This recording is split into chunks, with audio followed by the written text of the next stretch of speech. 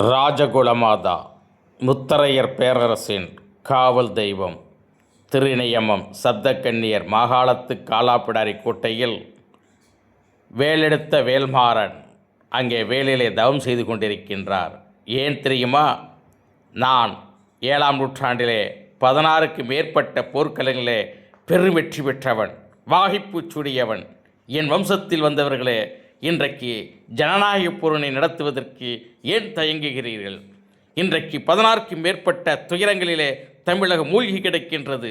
அரசு கஜானா காலி, அரசை நடத்திய அரசியல் கட்சியினுடைய சொத்து மதிப்பு உயர்ந்து கொண்டிருக்கின்றது.